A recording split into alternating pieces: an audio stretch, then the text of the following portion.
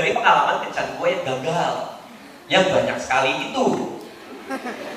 Gue nggak tahu kenapa gue selalu sial kalau gue kencan, gue nggak tahu kenapa. Gue pernah kenal sama cewek ini. Pertama kali gue ngajak dia ngedate. Pertama kali gue main ke rumahnya ngejemput dia. Gue udah nyiapin restoran Itali, kita mau candlelight dinner. Sosok keren gitu kan, yang pakai apa? Pakai lilin, nyalanya dikit, di sebelah bangku gue ada obor, gitu ya banyak. Ada kurcaci gitu. Dan akhirnya gue bilang sama dia gitu kan, ayo kita dinner di restoran Itali, gue bilang gitu. Ayo, gue jemput dia di rumahnya di Fatmawati, kalau yang pernah ke Jakarta. Gue jemput dia, pas dia keluar gak sendiri, dia sama bapaknya. Bapaknya datang minta nebeng sampai apotik.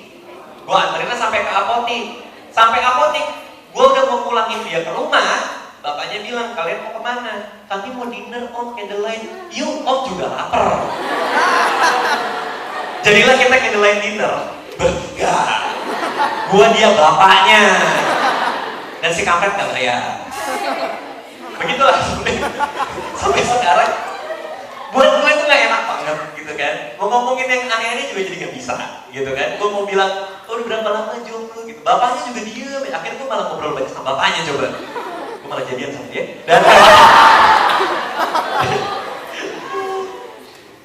Dan itu bebekas banget di kepala gue. Buat gue itu menggelisahkan. Jadilah gue bikin waktu itu episode Mobil Olive dan Tara ya. Yang gak punya kerjaan sering nonton tuh pasti tahu.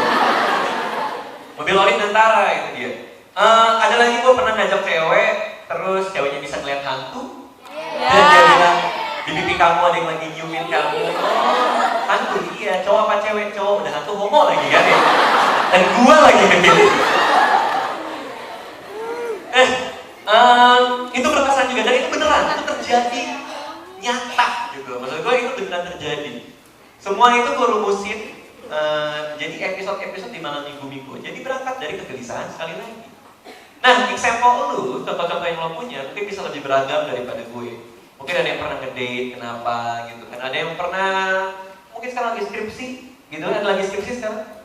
Ada lagi skripsi? Ada mampus lo ya. Gue kuliah 8 tahun, gak lulus-lulus. Udah paling tua kan gue di kampus gue ya. Ada mahasiswa baru bisa cium tangan. Nah, example lo apa gitu? Lagi skripsi, apa yang lo rasain? Lagi PDKT sama orang, apa yang lo rasain? Lagi pacaran tapi gak diperbolehkan, gak direstui sama orang tua lo atau orang tuanya dia, lo rasain? Lagi LDR, lagi pacaran beda agama, lagi diem-diem naksir sama teman sendiri. Baik kayak gitu. Tapi gak berani ngomong. Ada yang diem-diem suka sama pacarnya temennya dia. Gak kayak gitu. Ada yang masih tiap hari buka timeline mantan. Gak sengaja kepencet favorit lagi. Saya kepencet mati gitu. Gue pernah 25 kali soalnya gitu. Gue sering amat nih. Nah, example lo apa gitu? Apa yang lo rasain? Apa yang lo gelisahin? Apa yang menjadi momen yang buat lo tidak enak? Nah, komedian, stand-up komedian, atau penulis komedi, atau penulis film komedi seperti gue sangat-sangat mencari itu. Gue sangat-sangat mencari kegelisahan itu. Hal yang membuat gue kesel, hal yang membuat gue risau dari apapun yang gue lihat, dari iklan yang gue tonton. Iklan turi-turi cheese cracker. Lagi iklan yang paling menggelisahkan nih, buat gue aneh banget. Iklan minyak goreng Tilma, di mana ada ikan, seneng banget gue digoreng. Aku mau digoreng nih, minyak goreng Tilma, mati si kampret kan. Ikan yang gak ngerti konsep penggorengan ya. Iklan Oreo, ada gak iklan Oreo tuh? Ya, ada orang datang panggil Afika, apa? Makanya kosong, ya kan?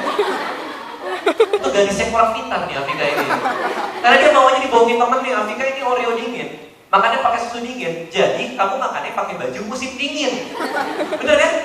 Jadi gara-gara itu, Afika kalau makan sup panas telanjang dia. Kan logika dari mana? Walaupun banyak iklan yang bagus, ya kan? Ini sudah gitu. Dia yang gue pacarin. Karena kami sudah menikah ya. Ya Allah. Ada balkis. Aral balkis yang dimakan bungkus ya tapi. Enggak ada orang bisa. Yang seharusnya keren tau nggak apa ada iklan TV-nya? Faber Castle. Kalau Faber Castle ada iklan TV-nya, di mana yang main gue, pasti bagus.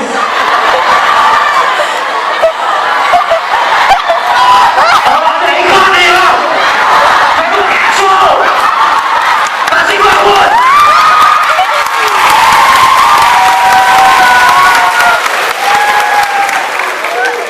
Kalau ada iklannya,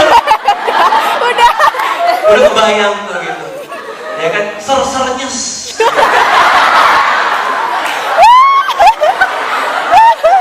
Ya Allah, gila. Daripada lo pun ya, mendingan lo Faber Castle. Emang gak nyambung,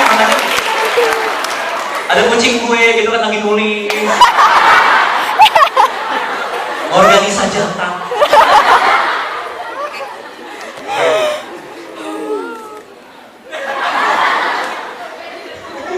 Gak dikasih lagi. Cuma ketawa-tawa ya, kampret lo. Oke ya, jadi itu ya. Sampai mana tadi? Gue main iklan sama Faber Castle. Oh ya, sampel. Nah itu, jadi lo bisa melihat gitu dari apa yang lo tonton seharian. Contoh lah apa? Nah pengalaman gak enak ini jadi apa? Kalau gue, pengalaman gak enak ini, kegelisahan ini jadi komedi. Bahan komedi gue datang dari kegelisahan gue seperti tadi gue bilang. Bad dates ya, kencan-kencan yang buruk jadi malam minggu-minggu. Episode dari kegelisahan nyata tadi yang Sasha melihat hantu. Friendzone nih, ya ini sering banget cowok-cowok ya. Cowok-cowok udah deketin cewek, katanya cuma dianggap teman. Tapi ceweknya juga memperalat cowoknya. Kemana-mana jadi supir, kemana-mana jadi tukang ojek, ya kan? Kemana-mana disuruh kerjain tugas. Cowok yang deketin cewek tapi hanya dianggap teman di friendzone. Episode ini waktu itu gue bahas. Lalu mobil Olive itu tadi yang kencanin bapaknya ngikut, ya kan? Nah kenapa kegelisahan itu? Kalau ada pertanyaan, terutama dari komik-komik atau dari orang penulis komedi, kenapa sih kegelisahan itu kok bisa berfungsi untuk mendapatkan materi komedi baik? Gitu? Kenapa itu works gitu kan? Karena komedi adalah tragedi yang dikasih waktu. Kalau kata Woody Allen, semakin dalam tragedi lo kasih waktu sedikit aja atau banyak gitu kan, itu bisa menjadi momen komedi, bisa jadi momen yang lucu. Diputusin gitu kan, bisa jadi momen yang lucu asalkan lo kasih waktu yang panjang. Apa bisa anxiety untuk selain komedi? Bisa nggak kegelisahan dipakai untuk membuat tulisan lain selain komedi? Bisa. Pengalaman kayak enak menulis lain gitu, Laskar Pelangi. Dulu Hendrik Grata sekolah susah, cuma sama 10 anak, sekolahnya mau dirobohin kalau kurang dari 10. Dia bikin Laskar Pelangi yang berkaitan dengan pengalaman dia dulu di mana tuh, di Belitung. Cinta juga seperti itu, Habibur Rahman waktu dulu pas lagi di Mesir, pas masih kuliah di sana, kegelisahannya juga sama, dia tentang pacaran beda agama. Habibie Ainun juga kegelisahan Pak Habibie, kebetulan yang nulis skenario nya lah teman baik gue, Dinantri Esnur, kemarin baru menang FFI. Iya. Gue juga baru menang lomba makan kerupuk waktu itu yang lalu ya. Bangga sekali gue. Lawan gue susah soalnya udah kelas 2 SMP. Habibie Ainun juga kayak gitu, kegelisahan Pak. Ketika gue nanya sama Gina, lo nulis film Habibie Ainun tuh kayak gimana sih si Gina Triesnur ini? Terus dia bilang, ya gue mencari esensinya dulu, gue mencari kegelisahannya dulu. Apa? Itu cinta gitu, cinta yang harus bertahan melalui segala macam era, segala macam situasi. Dulu Pak Habibie susah, dari mulai jadi presiden dengan problem yang berbeda-beda. Nah kuat ya cintanya itu bertahan melalui berbagai macam masalah. Itu yang dia sarikan, nah, itu kegelisahannya gitu. Dia makan sama Pak Habibie waktu itu kan. Sama kita juga harus kalau membuat sesuatu juga harus seperti itu gitu kan. Kegelisahan apa yang lo lihat gitu. Lo ke mall apa segala macam, kalau lihat orang gandengan tangan ya kan, kalau yang jomblo-jomblo mungkin selain gelisah ya ada iri, ada dengki ya banyak. Tapi gue tuh paling kesel kalau lihat orang pacaran di mall gandengan tangan ya. Kalau mereka baru-baru jadian, itu gandengannya gak mau lepas. ngebut, lo perhatiin deh. Dia naik eskalator, tangannya masih dipegang. Kalau ada tong sampah itu dinaikin, ya kan? Lewatin tembok mereka nggak mau.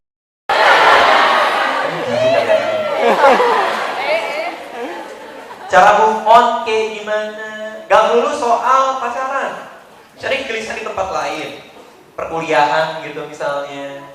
Lo suka sebel sama apa ketika lo lagi kuliah? Apa kalau pernah sebel nggak? Nih, gue sebelin kalau pas gue dulu kuliah ya. Oh nih, sebel nggak lo sama orang yang tiap mau ujian bilangnya belum belajar, tapi ternyata pas hasil baginya nomor 1. Ya. Ya, tusuk aja pakai Faber Castell tuh ya. Itu kacau banget ya. Itu kampret banget tuh orang-orang kayak gitu ya. Suka sebel nggak lu sama teman kuliah lu, sahabat baik, tapi dia bau ketek? Kalau punya teman baik bau ketek tuh dilematis kalau buat gue. Karena tidak, lu harus milih antara persahabatan atau paru-paru lu. Dan gak ada cara yang baik untuk ngasih tahu dia bau ketek tuh gak ada. Gak ada cara yang paling sopan buat ngasih tahu kalau temen lu tuh bau ketek, gak ada. Dia bilang, bau ketek lo. Iya aroma apa sih? Bagi dong ketek gue. Gesek-gesekan. Sekarang bau kita sama. Gak ada ya? Gak ada cara yang paling baik buat gue gak nemu. Gue gak nemu, assalamualaikum. Kamu bau ketek ya? Gak ada. Disindir juga nggak bisa, kamu lihat nggak bunga-bunga rontok di mana-mana? Mungkin karena kamu, nggak ada. Susah men, susah. Kalau teman baik nggak mau ketek itu susah banget. Itu udah skakmat, itu udah nggak bisa lagi. Gitu. Udah nggak bisa diapa-apain. Temen gue pernah bilang, kalau gitu mendingan lo kasih kado dia deodoran. Ya kan, tapi juga gimana? Pada budaya seperti apa? Pada budaya bangsa mana ada orang ulang tahun dikasih deodoran tuh nggak mungkin. Ke kosannya dia jam 12 malam jebret gitu, deodoran dikasih lilin gitu. Happy birthday itu oles keteknya, oles keteknya ada. Gila. Nah itu problem buat gue ya. Ada yang punya sahabat baik bau ketek, ada? Jujur aja, jujur. Ada. Cynthia. Bau kamu kayak bangkai. Kalau tuh mau sindir lah di kelas itu, kamu cium ada yang mati nggak? Ada bangkai Anoa ya? Ini pantat siapa ya?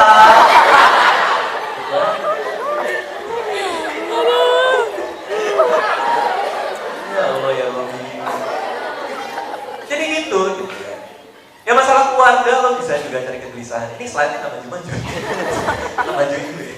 Cari kenangan yang paling gak enak. Ya lo pernah diputusin apa? David, kenangan lo yang paling gak enak, top of mind apa di atas di yang paling lo langsung lo ingat sekarang? Kenangan paling gak enak. Diputusin pernah? Gak pernah diputusin. Wah, tukang putusin orang nih. Bang, kita putus. Abah, kamu pernah ngapain? Kenangan paling gak enak. Ditolak cewek pernah? Pernah. Itu gak enak banget. Waktu itu apa? Kamu pernah ditolak cewek? Tapi pernah punya pacar? Pernah. Hayalan atau asli? Ada yang jomblo di sini mungkin? Ada yang jomblo? Oh, kamu jomblo udah berapa lama? 3 kehidupan. Hidup, mati, reinkarnasi, masih jomblo lagi, mati lagi, masih lagi, jomblo lagi. Sian. Oke, cari kenangan yang paling enak. Nah, example gue nembak cewek pertama kali. Waktu gue ngalamin ini tuh sedih banget gitu kan. Gue nembak cewek, dia bilang kalau mau nggak sama aku, dia bilang najis lu. Cewek dinajisin, itu sedih banget. Gue pulang ke rumah gue nangis. Cuma setelah gue inget lagi ya, kasihan banget ya. Gue pulang ke rumah, gue pengen bunuh diri waktu itu. Gue rawat pensil, mati.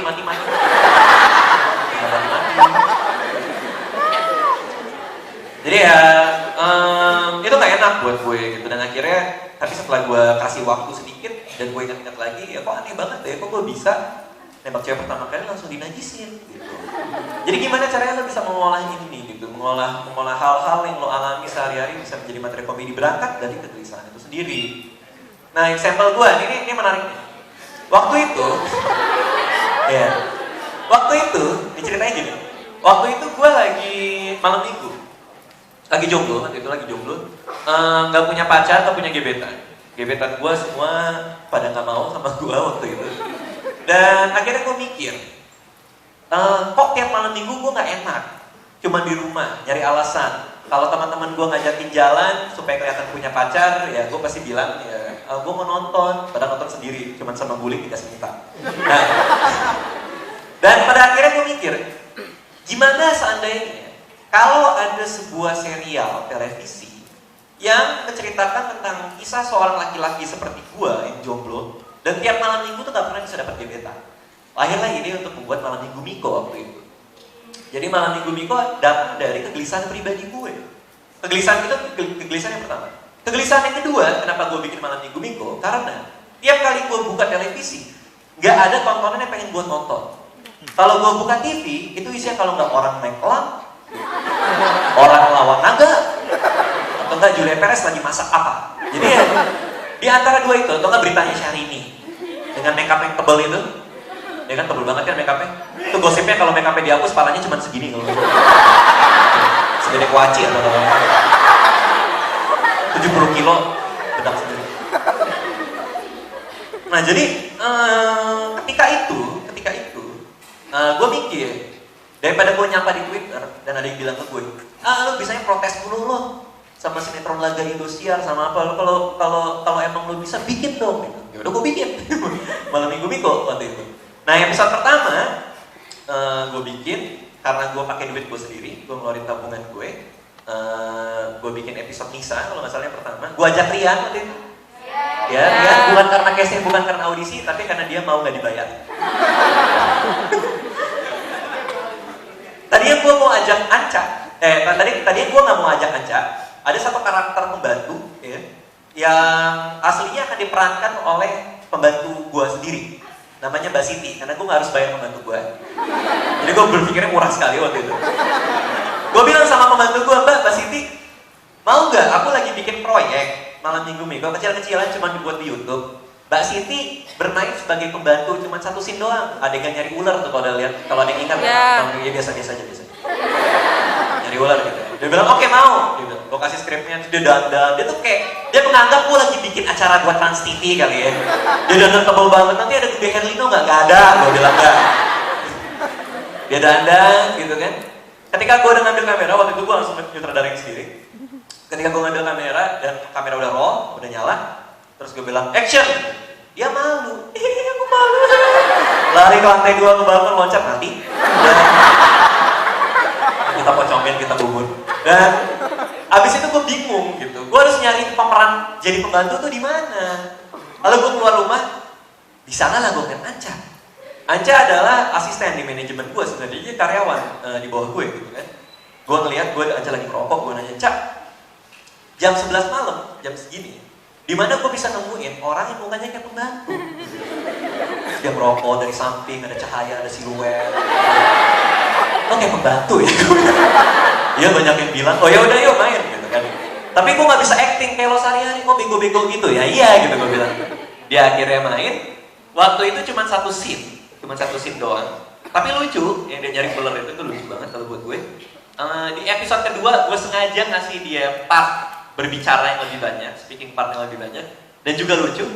Akhirnya ketika Kompas TV nelpon dan membeli Malam Minggu Miko supaya gue produksi sebanyak 20 episode, gue bilang gue boleh bawa satu orang lagi nggak? Jadi gue, Rian, dan Anca ada di sana sampai akhirnya 2 season sampai sekarang. Karirnya makin meningkat, ya. Sekarang setelah main Malam Minggu Miko dia jadi penonton bayaran di Dahsyat.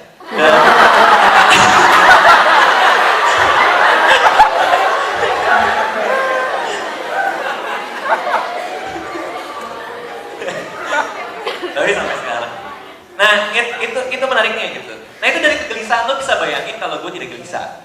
Lo 3 kali setelah main futsal, abis main basket sama teman-teman cowok-cowok semua pada ngumpul, terus lu datang dari jauh lo melambaikan tangan, endut tuh jijik buat kamu. Mending lu mati deh. Daripada di depan teman gue cowok-cowok semua lo manggil gue endut. Itu diledekin tuh sampai maghrib tuh diledekin. Jadi itu panggilan saya. Belum lagi harus ketemu. Nah kalau misalnya ini agak beda sih. Itu kalau misalnya cewek. Mungkin gak fair kalau gue cuma nyalahin cewek dalam sistem hubungan yang biasa.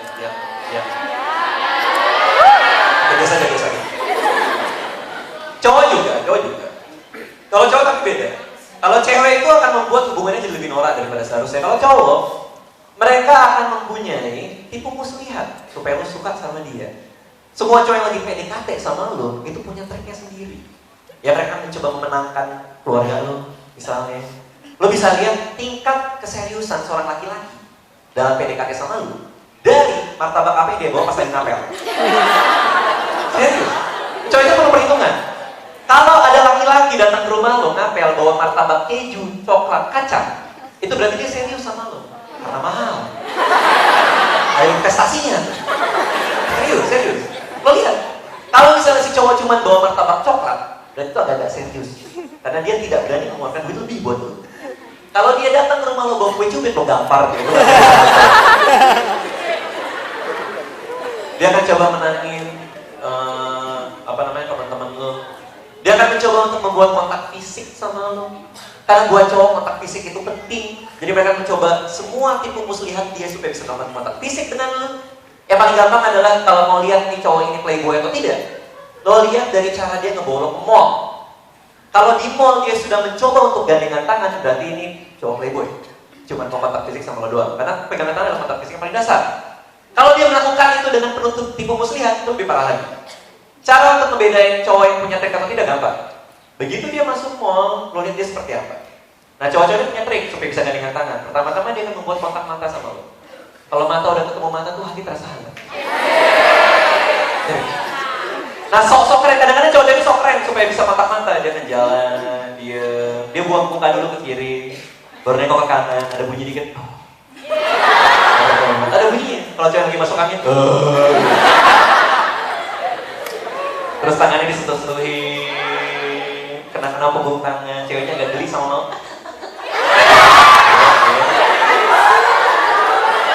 Satu jari masuk ke tangannya, dilus-lus dikit, disentuh-sentuh lagi. Kalau tangannya nggak kena-kena, digini-gini ya. Dua jari masuk, tiga jari masuk, antara geli sama kepengen. Pas empat jari ke mall jalannya. Kalau lo lihat ya, kalau misalnya ke mall lihat seperti itu. Ada mall kan ya di Malang. Tahu mall kan, mall tuh yang ada tempat orang jual beli itu. Kalau di sini mungkin namanya pasar.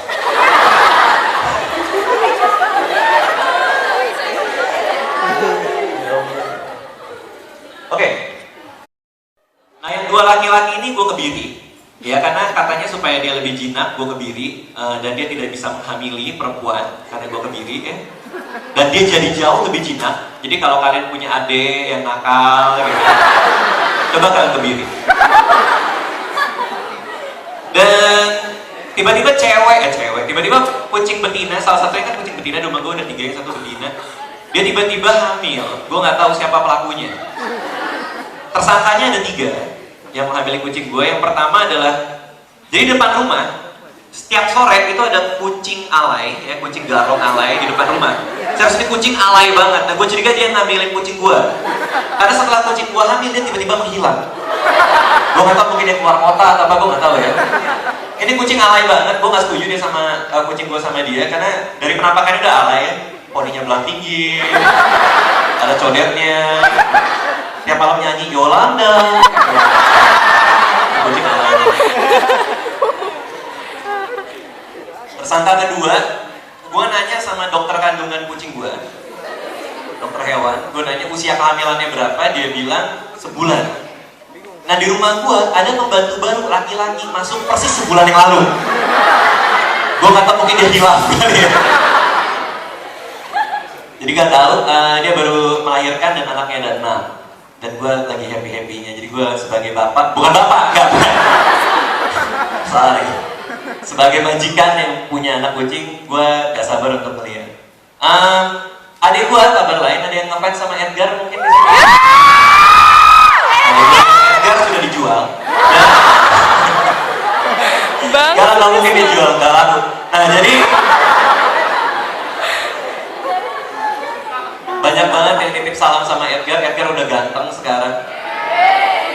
Dia udah masuk SMA. Hari pertama dia masuk SMA dia bilang sama gue, abang aku galau. Kenapa? Karena di SMA aku diperebutkan 2 perempuan. Siapa aja, ibu perpus, ibu kantin. Dia masih bingung memilih. Nyokap gue juga baik-baik aja. Kemarin malam minggu Miko yang kedua juga sudah tamat. Gue belum ada rencana buat yang ketiga. Banyak banget orang nanya sama gue, Mas Radit, itu malam minggu Miko kok bisa sih nemuin orang kayak Anca? Karena banyak fans sama Anca. Ya. Ada fansnya Anca di sini. Banyak produser, banyak orang nanya sama gue, itu bisa dapat Anca dari mana sih? Dia kok bisa ada orang yang main jadi orang bodoh sebagus itu. Jadi pembantu sebagus itu, acting itu aktor dari mana? Nah, gue kasih tahu aja sama kalian semua di sini. Anca nggak jago acting, dia bener-bener tolol. Dia nggak tahu. Aslinya emang kayak gitu. Gue sedih sih karena malam minggu Miko yang kedua sudah habis. Gue belum ada rencana untuk bikin malam minggu Miko yang ketiga sama sekali. Kenapa? Bikin lagi, iya. Belum kita bikin kopi, gampang. Bikin lagi. Iya, kalau gampang gue juga mau. Susah banget bikin malam minggu Miko. Film. Gue lagi ngerjain, gue lagi nulis buat film layar lebar. Cie. Kali ini film religi. Ya. Ayat-ayat Brontosaurus, jadi besar sekali ayat. Gue cukup bangga sama film gue. Cinta Brontosaurus tuh sampai detik ini masih jadi film box office pertama nomor 1 di Indonesia. Penontonnya 900.000 orang, 890.000 diantaranya keluarga sendiri. Ya. Cukup bangga juga gue. Manusia Setengah Salmon ada yang nonton di situ? Ada yang nonton? Cinta Brontosaurus ada yang nonton juga di sini? Ada. Film kayak gitu kok ditonton sih. Buku juga lagi nulis yang baru, jadi kalau teman-teman ada yang nungguin buku baru gue juga akan nulis yang baru. Abis itu paling gue mau santai-santai dulu karena gue udah lama nggak keliling, nggak ngeliat teman-teman. Kalau gue lihat di sini banyak yang jilbab-jilbab unyu ya. Ada yang pink. Kamu follower aku bukan sih? Iya, kamu follower aku kan? Iya, aku tahu. Tiap hari kamu minta fallback ya. Fallback ya. Nama kamu siapa? Hah? Sukma. Oh iya, akun Twitternya Sukma Seneng Selalu kan? Apa Twitternya apa sih? Apa?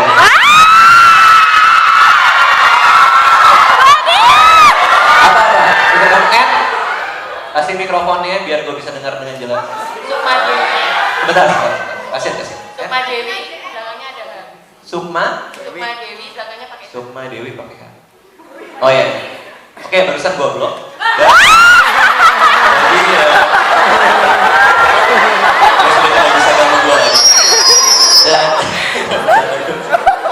Bercanda, wajahnya unyu gitu. Jilbabnya pink. Kamu nggak mau bikin girl band? Bikin girl band Posida keren. Umi.